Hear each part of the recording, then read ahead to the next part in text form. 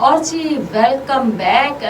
Facebook पर हम आ गया जी। और जितना भी हमारा देखने वाला हमारा नाल है उन्होंने भी खुश आमदीद कहने का नाल नाल गुजारिश करूंगी कि प्रोग्राम में जी थारो आप लोग गोजरी बैठक सुना FM 89.4 कश्मीर नेटवर्क पे और प्रोग्राम में तुम लाइक भी करो, शेयर भी करो और इसमें आप कमेंट भी लाजमी करो जी। थारा जो कमेंट है, थारी जो फीडबैक है हमारा वास्ते मुझसे ज़्यादा ज़रूरी और सुनने वाला है हमारा नाल है ये जी 11 बजे से लेके जी हमारा नाल है और 532379 राब्ता को नंबर। और जी प्रोग्राम में गलबात हो रही है मस्बत तर्ज अमल का हवाला नाल। और मस्बत तर्ज अमल एक ऐसा अमल रहना जिसमें इंसान जो है वो अच्छो सोच रखे और उसको रवैया जो है दूजा नाल अच्छो है, उसको अमल जो है वो मस्बत है। हर हाल में जो है ना शुक्र अदा करें जरा लोग भी यकीनन मस्बत सोच का हामिल हुए। और आजकल हम देखा जिस तरीके हमारा मुल्क में हमारी रियासत में एक अफरा तफरी एक नफरत को माहौल पैदा हो गया है। इसमें मस्बत जो तर्ज अमल है हर इंसान को, हर फर्द को, खास तौर पर हमारा जो नौजवान है उन्होंने वास्ते बेहद ज़रूरी है। नौजवान की गल हम हमेशा इस वजह से करा क्योंकि जी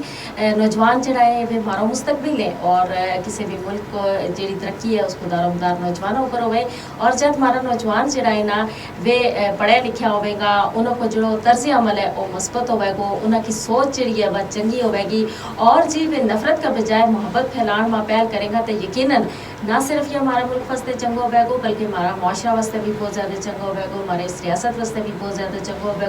बजाय इसके कि जरा नौजवान है वे इंतशारी माहौल में सुने, इंतशार फैलाएँ, सोशल मीडिया पर गलत किस्म की जड़ी खबरें, गलत किस्म की जड़ी मालूमात हैं या एक अफरा तफरी को माहौल पैदा करें तो ये नफरत फैलाएँ, बल्कि इसके बजाय अगर वो मोहब्बत को पैगाम देगा तो यकीनन जी नौजवानों को पैगाम जो है वो बड़ा असर रखा है। और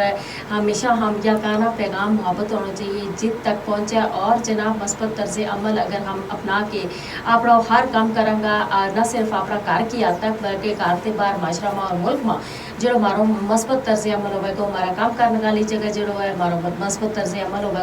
तो यकीनन जी हर जगह को जो माहौल है वो ज़बरदस्त हो जाएगा, खुशगवार हो जाएगा। और उस जगह चाहे नफरत ही क्यों ना हो उस जगह वह नफरत जड़ी है वह मुक जाएगी और एक अच्छा और खुशगवार माहौल कायम हो जाएगा और अमन की फ़िज़ा जड़ी है वह बरकरार रहेगी।